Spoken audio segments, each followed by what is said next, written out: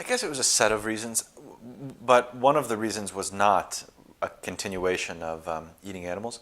I felt like, I guess I published that book about 10 years ago, and I felt like I said what I wanted to say. I didn't have new thoughts or feelings about it. The information about industrial animal agriculture has certainly gotten worse, but not in a way that would require a new visitation. This book I wrote because, like a lot of people, I was feeling confused in this moment of climate crisis, and confused because of what I knew, what I cared about, and how little I was responding in my life to what I knew and what I cared about. And I didn't understand that. My problem was not one of information, and my impression is that's not a problem that many people have anymore. 5 years ago, 10 years ago, there really was a certain amount of ignorance or confusion about climate change. But now, even in America, which is a bit behind Europe in terms of awareness, 91% of Americans accept the science of climate change, and 70% wish that America had stayed in the Paris Climate Accords, including the majority of Republicans. So it can feel tempting or convenient to believe that about half of the people are just ignorant and stupid, and if they would wake up to science, then we'd be able to solve this problem. But it's not true. There are a lot of different kinds of denial.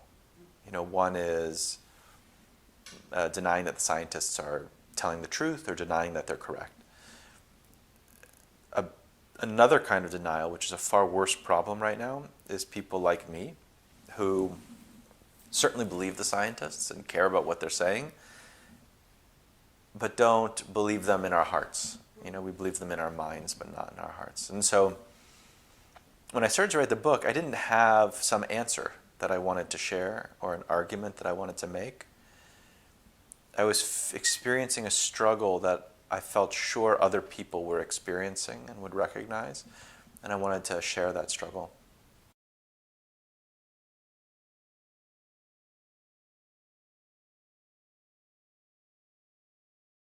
Yeah, there's so many ways we need to reshape it. Not only that it's here and now, but also that it's not like an on and off switch. It's not like, a lot of people, including me, when we think about climate change, we sort of have two different modes.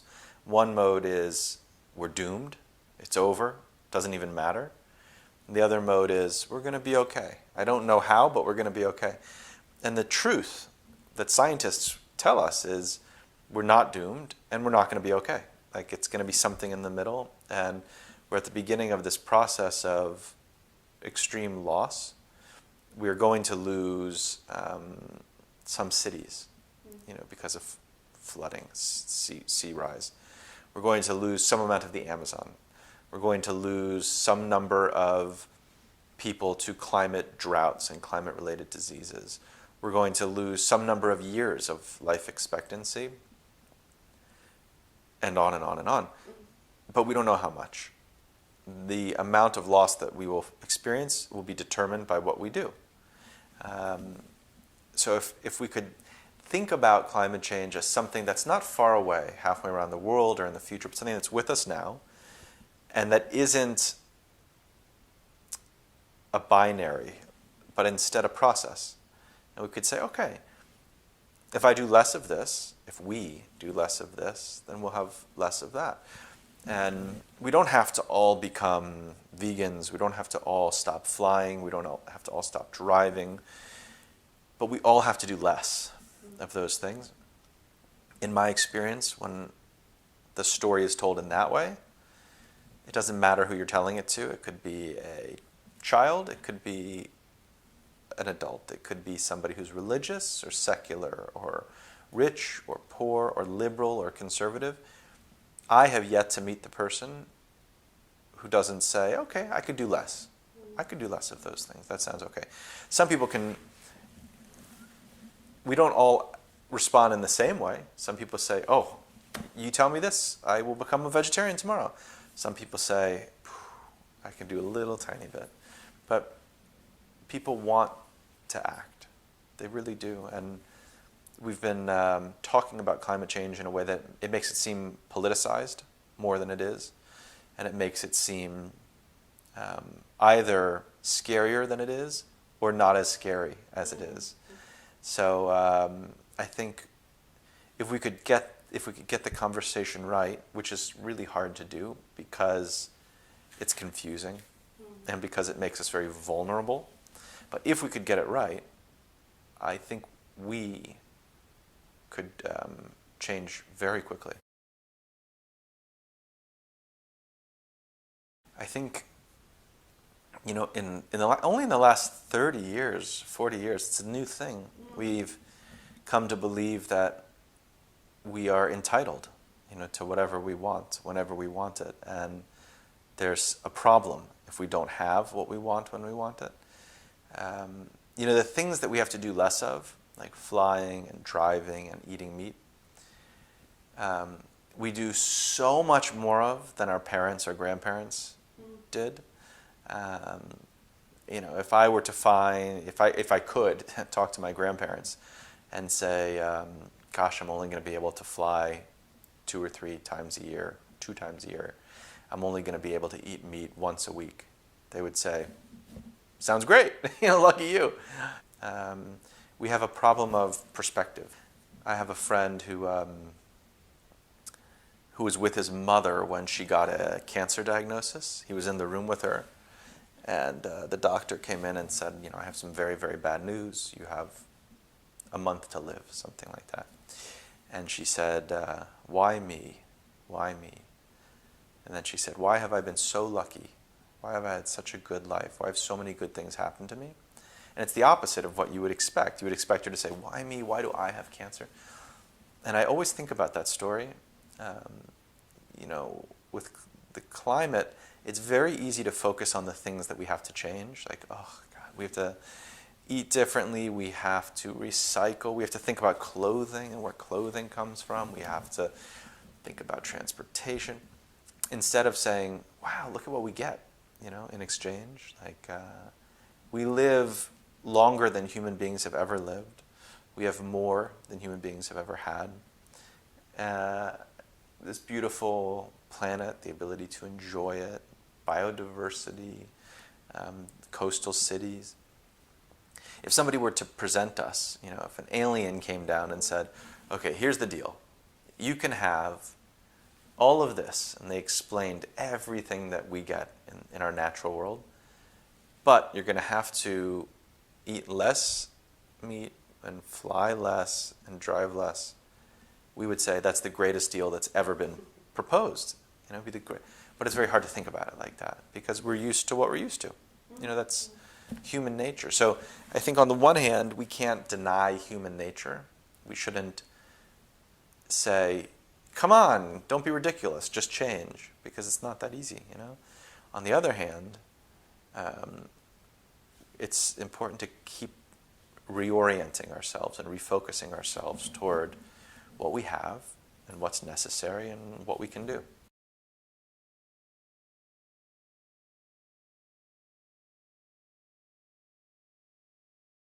So I did my best to change the story, but I also wanted to think about what if we stop waiting for the good story, and what if we stop waiting for the right emotions, but instead just do what we have to do. So, if we went into a store together right now and there was something that you liked, you would never think about stealing it. It's not as if you would have to suddenly have a memory of the social contract, and it's not as if you would have to, in your heart, feel, the presence of the shopkeeper and his or her children and not wanting. You just wouldn't steal because you don't steal. You just don't steal. That's what it is. And we need to make ourselves into people who just don't steal from the planet or just don't steal from the future. So, in a way, to take the pressure off of the story and to take the pressure off of our emotions and to say, this is just what we do. So the government could be very, very helpful with that. It can help to establish rules like we don't smoke in restaurants because it's illegal. The government has a way of creating systemic change very quickly and powerfully. The problem is the government's not doing that, and they're not going to do that anytime soon. So we need to find ways of both changing ourselves and also pushing the government to do what it needs to do. And these individual choices are both very powerful in their own right. It makes a real difference when collectively we fly less and drive less, but it also starts to change the marketplace as we take money away from the bad activities and give money to the good ones. And it nudges the government to change as well, so that we have like a virtuous cycle, where individual action pushes the government to behave differently, which pushes us to behave differently, which pushes the government.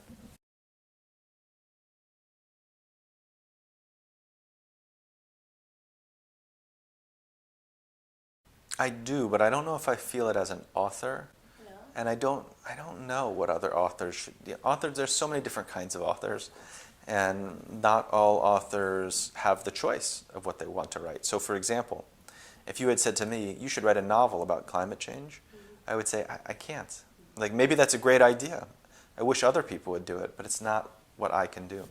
And I think it's unfair to expect somebody to do what they just can't do. I wrote this book. It's interesting, like, in the beginning when I wrote it, I thought it was very personal. And I really just wanted to figure out something in my own life and to resolve discomfort. And then as I wrote it, both because of the content of the book and because of an awareness that, of course, I am an author, I started to write it for other people. It started like this, and then it moved out. And I was aware of a role that it could play in the culture.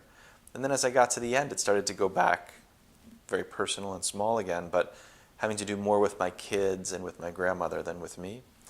The book begins by describing the first suicide note, or the oldest suicide note.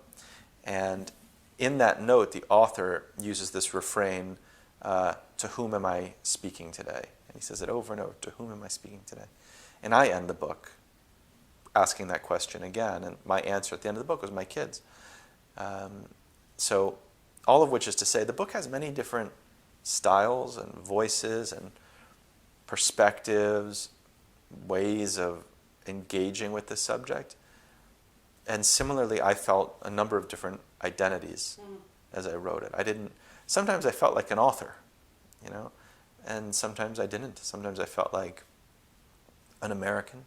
Sometimes I felt like a grandson or a father. Sometimes I felt Jewish.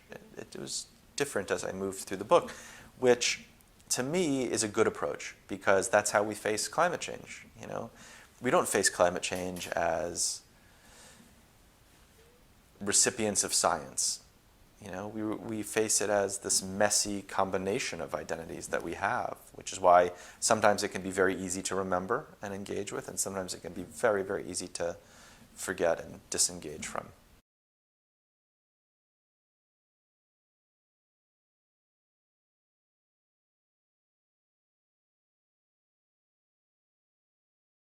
I did for a couple of reasons. One, because it's true. And what's the point of writing something that isn't true? There are a lot of ways to be truthful. Fiction is a kind of truth also, but in the context of this book, I wanted to be honest, even though it risked real embarrassment, and a kind of shame that I felt as well. But also because I think it's useful. When somebody shares their ethical accomplishments with me, I usually just find it kind of annoying, and I don't feel inspired at all. I just feel like, okay, good for you. When somebody shares their struggle with me, I usually find that inspiring. Like, if a friend were to come up to me and say, oh, you're flying for your book tour? Oh, I don't fly anymore because it's bad for the environment. I'm surprised you do. I would say, all right, well, screw you, But if somebody said to me, gosh, I find it really tricky because I've been reading articles about the impact of air travel and I want to participate in the solution, but I kind of need to fly for work, and I also I work so hard, I don't get very many vacations, and I want to show my kids other parts of the world. So I'm trying to navigate this whole thing, and I don't really know how to do it, and I'm feeling kind of badly about it, but I'm trying. Then I think, this is interesting to me. And that makes me want to help them if I can, but it also makes me want to try harder in my own life, because it opens me up instead of closing me down. And I think a lot of the way climate change is talked about accidentally closes us down instead of opening us up.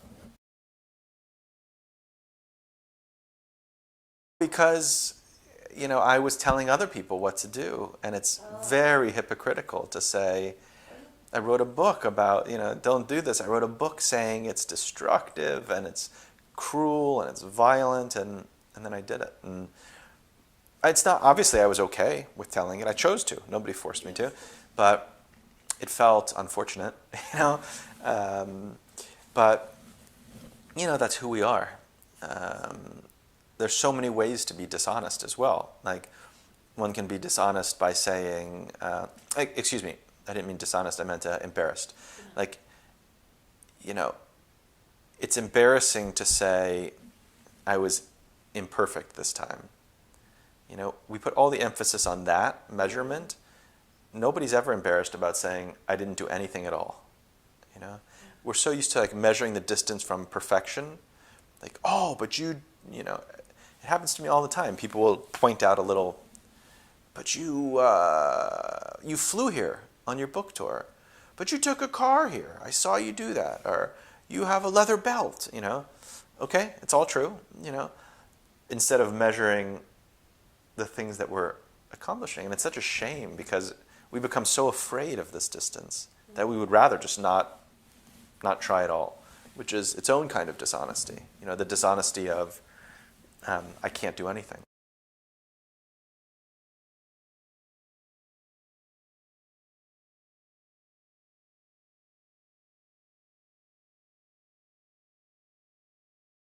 Yes, I do. Yeah?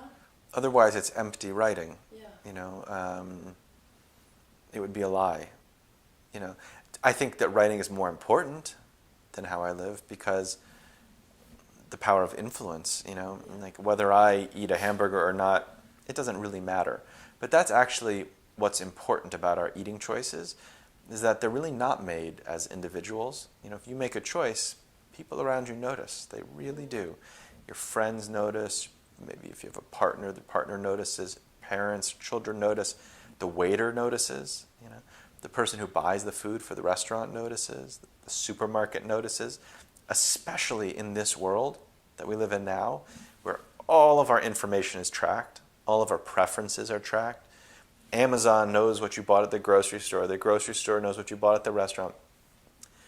And a world of social media, where there's more sharing or even a kind of social surveillance than we've ever had before.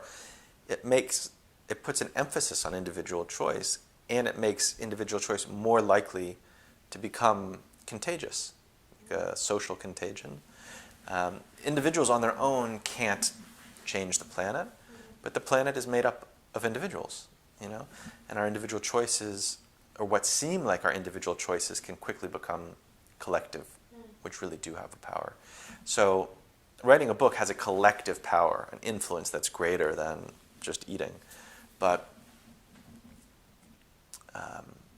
that doesn't excuse me, from trying in my own life. I certainly wouldn't feel like myself. Some of this is also, it's not only doing what's right, it's doing what feels right for you. And there's a power in that. If I think about the best meal I ever ate, the pleasure of the meal ended when I swallowed the last bite. Then it's done. There's no more pleasure until I eat my next meal, whenever that is. There is a pleasure in being yourself, in acting on your values, in closing up the distance between who you are and who you want to be. And it's not the same kind of pleasure as food. It's not as primitive. It's not as immediate. But it might be deeper and longer lasting. Whenever I make a step in a direction that I believe in, I feel a kind of relief. I feel good. I feel happier. I think climate change has inspired a lot of people to feel a certain kind of alienation from themselves, maybe even something like a little bit of depression or sadness, because we know we're not doing what we want to do. We witness ourselves not doing what we want to do. It doesn't mean we have to be perfect, but when we take a step in the direction that we want to be moving in, it feels good. It feels really, it's its own kind of pleasure, actually.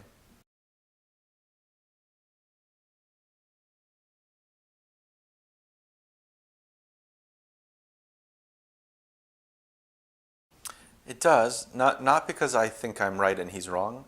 You know, different people play different roles. Like Greta Thunberg doesn't really talk about what people should do, other than march. You know, sometimes that frustrates me, but it's actually not what her job is in a way. Or it's not. You know, she is amazingly effective at opening people's hearts to the issue, of making them feel something. She's the first person who's been able to do that on a very broad scale.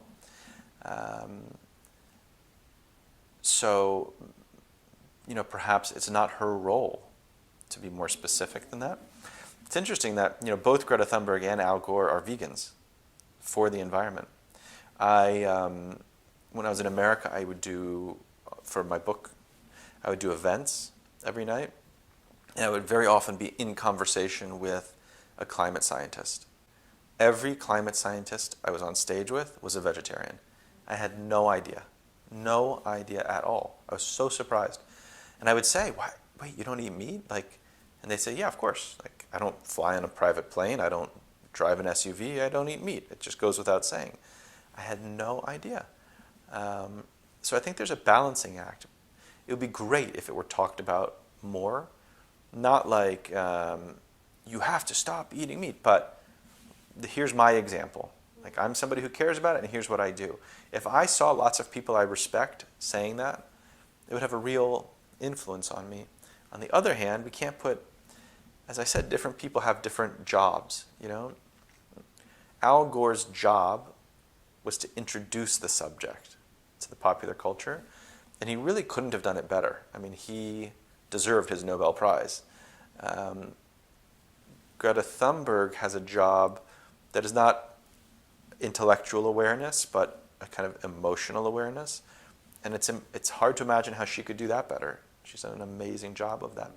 Scientists have a job, novelists have a job, parents and children and friends have jobs. We all have jobs. We just want to make sure that the balance of them is telling the whole story.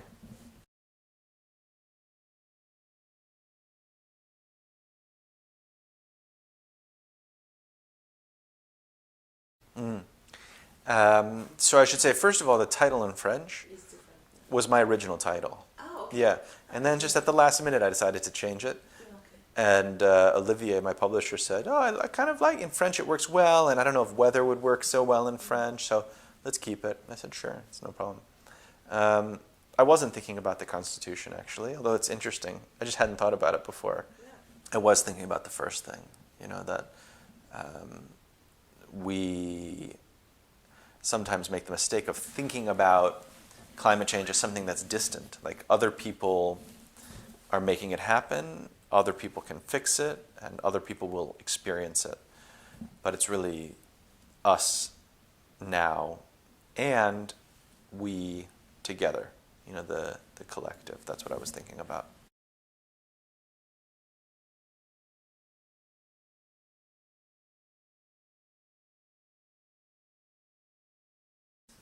Well, none of those things are my opinion. Those are all just the truth, you know? There's no interpreting that. There's no disagreeing with it. It's the truth. And it is completely an issue of social justice. You know, the people who are most responsible for climate change are the ones who enjoy all of the, you know, the things that cause climate change tend to be pleasurable. You know, like, it's pleasurable to fly. It's pleasurable to eat whatever you want. It's pleasurable to consume a lot. It's pleasurable to live in large houses. So it's as if, you know, as I say in the book, like, Americans are smoking cigarettes and Bangladeshis are getting cancer. And we continue to indulge this habit because it feels good. That's why we do it.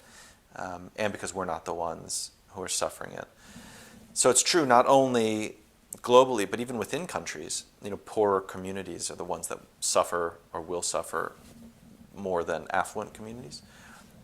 So that's one of the tricky things about solving this problem, is persuading affluent countries to do what is not in their immediate benefit, even though it will certainly be in their long-term benefit.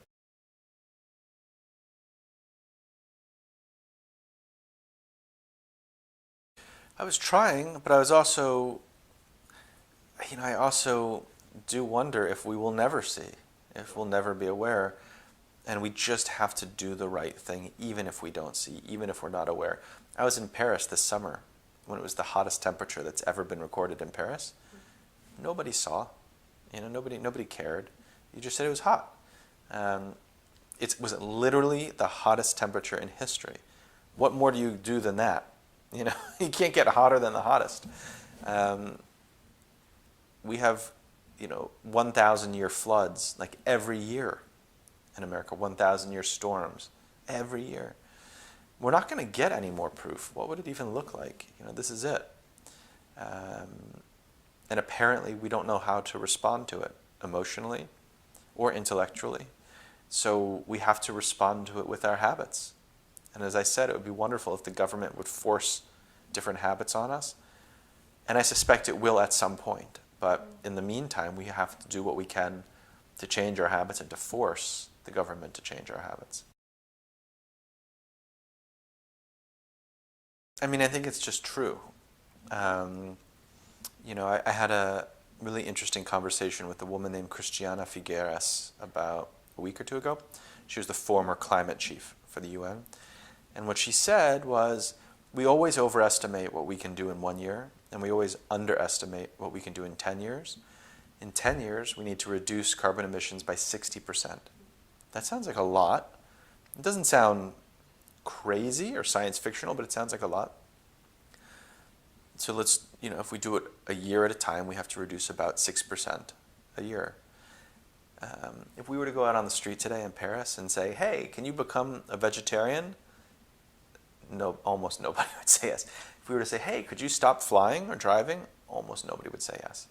If we said, the planet needs you to fly 6% less this year and eat 6% less meat, do you think you could do that? I think most people would say yes. I think they would. I think at the very least most people would try. So we're scared, and we're scared in part because we don't really know what we're talking about. Some people say, we're all going to die in 20 years, which is not true. Or, we all need to change our lives in these dramatic ways. If instead we can bring it down to just like a calm conversation about what needs to be done that's really specific, I think it can work. It's worked in my own life, like I used to just say yeah, I'll fly less. That's what I'll do. And it doesn't mean anything. And then I observed myself not really doing what I said. I made a decision a couple of weeks ago that I just won't fly for vacations in 2020. If I have to work, I'll fly. It felt like a way to start, And it made a really powerful change in my life, both in terms of behavior, because now I don't think about it every time. I don't feel a little guilty every time. It's just who I am. It's like the thing with the store and stealing. I am just somebody who doesn't fly for vacations. And it's also created an impact. My behavior has changed dramatically, and so has my kind of emotional relationship, I guess, to action. So one thing that I always suggest to people is make a plan. Write it down on a piece of paper. Don't worry about what it is. Don't worry about if it's enough or not enough. Don't worry about comparing it to other people. Don't worry if it feels insufficient. Don't worry if you are afraid that you will be hypocritical or be accused of being hypocritical. Just write it down. Have an honest conversation with yourself. How much less can I fly? How much less can I drive? So my plan was to eat no animal products for breakfast and lunch, and then I eat as a vegetarian for dinner. Not to fly for vacation in 2020, and then I'll see after 2020. To take only 3 cab rides a week, and to volunteer 1 day a week there's an organization I like called 350.org, and also for New York City public schools, just talking to students. And it's really changed my life. Nothing I just said to you is radical. It's not, my life will feel the same pretty much.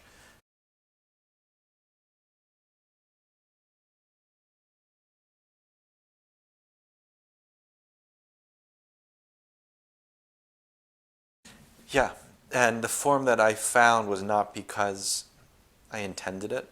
It wasn't a literary conceit. I was fumbling my way, through the story, and sometimes I would approach it through science. Sometimes I would approach it through history and metaphor. Sometimes I would approach it through my own internal debate and struggles. And I didn't seek to unify those.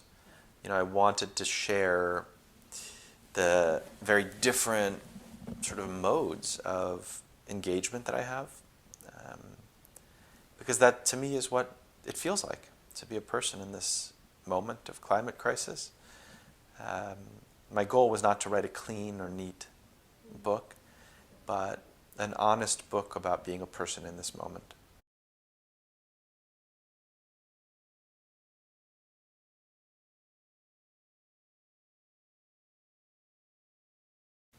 I think so, yeah, because there's something about climate change that's it's not sticky, if you know what I mean. Like, no matter how hard it hits us, it always just falls off, always. Like, whatever image I see on the news, the Amazon on fire or a superstorm, I see it and I care about it a lot. And then when I turn my head away, I don't care about it at all. It's just the truth. And so I was seeking, like, what will make this stick, Like, what is the right amount of information that is sticky? What's the right amount of, like, a very personal engagement that's sticky? There was a kind of controlled desperation to it.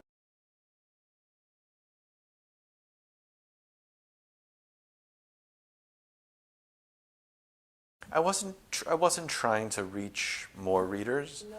I think I was trying to, it sounds a little bit silly maybe, but I really was trying to reach myself. Yeah. I really was. Like, I've read a lot of books on climate change, and they can be very impressive and well written and truthful, and they just don't really reach me on a deep level. Certainly not on the level of changing my life. And I wanted to change my life. So I was trying to move myself. But, to be honest, that's what I do with a novel as well, when I write a novel. Like, I am the writer, but I'm also the reader at the same time. And my test for whether something is working is it working for me? I don't imagine somebody in the world. I don't have any trusted friend or something that I show a book to. It's just, I'm constantly returning to myself and asking, is this working for me?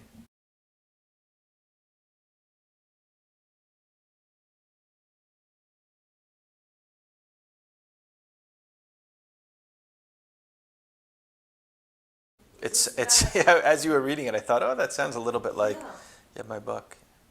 Yeah, no, I hadn't read it. I didn't know about that. And I wasn't thinking, I didn't have, like, literary intentions. I wasn't thinking about it like a literary critic or an intellectual or even like a writer exactly.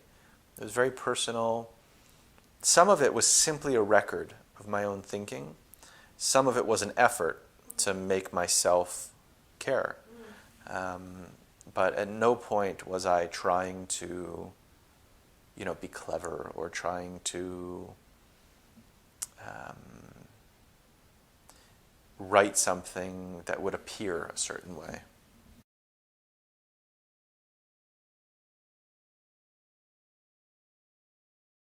Well, yes and no, but again, like, I was really experimenting with the power of narrative for myself, for somebody who has struggled to be moved by these narratives. I mean, I don't mean to imply that I was like totally personal or naive. Like, I'm aware that I'm a writer. I knew that I was going to publish the book.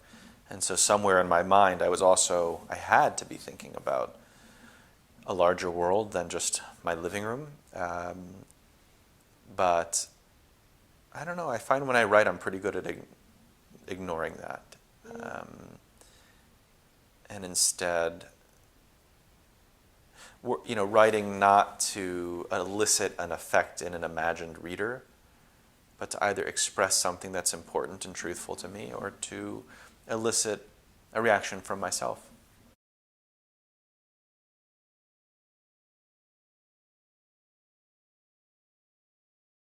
Well, there are a lot of different presents, yeah, but it feels like a cultural moment that we're in, yeah, and mistaking sharing for doing, yeah. Social media is hardly about anyone actually doing anything. It's about the performance of doing, wanting other people to believe that you're doing something, or wanting yourself to believe that you're doing something. People on vacations now, they don't go from site to site to site. They go from selfie to selfie to selfie, which can be fine and fun, I guess. But I'm not a social critic in that way. But when thinking about our responses to climate change and what it means to attend a climate protest, or what it means to change a habit, and which kind of activities have impact in the world and which only make us feel better.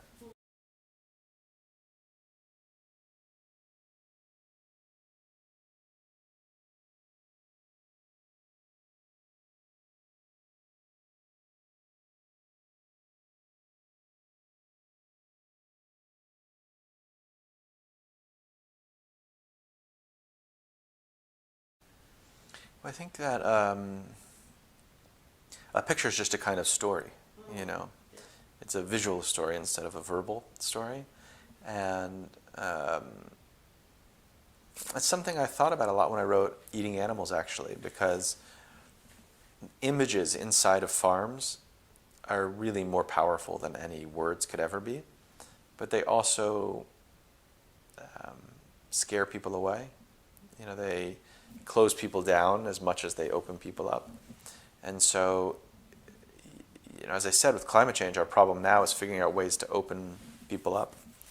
And the sort of biggest form of opening up is like what I was describing these astronauts feel, this overview effect, when you suddenly see the larger picture, And that is what's so hard with climate change. It's so hard to see what's further away in the future, or around the planet, or in terms of our immediate causes and effects that are very far away. So if there's anything that we can do that will sort of pull the focus back, it's very, very helpful. And even, for example, in that section with all the facts, the bullet points, I was telling a factual story, a scientific story, but I also wanted to try to choose facts that might inspire me or inspire a reader to kind of look up and say, oh, that's a different way of thinking about it. I didn't know. Not in the sense of intellectual knowledge, but like something more visceral. So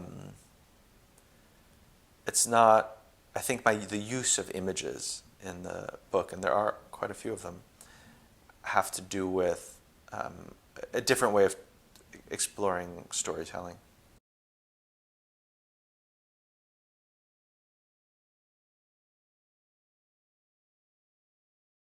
Yeah, absolutely, and to see the connectedness, and I didn't intend to compare the Second World War to climate change, although I can imagine somebody doing that. It's not. I don't feel anything reflexively problematic about that, but it's not really what I was doing. Mm-hmm. What I was thinking about is how we respond to what we know, or how we don't respond to what we know. and looking back at models, of when we have not responded, and also when we have, like the home front efforts during World War II that I write about quite a bit in the beginning of the book. They're almost proof. You see, we can do that, or you see, we can also mess it up and look at what happens.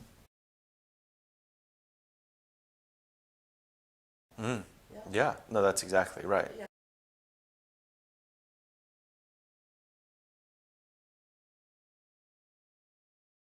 I don't know. I mean, I think I take the Book of Endings and I take that first suicide note, also my grandfather's suicide note. There are a lot of models. Again, it's a little bit like your last question, a lot of ways in which looking back at other analogous examples can help us see what it is that we're doing now. There were certainly times when I was thinking about the kind of rhyme in between my book and the Book of Endings, or in between my book and the suicide note, or between my book and the images that were sent into space by the artist. The truth is, we won't know. Like we don't know how the story ends.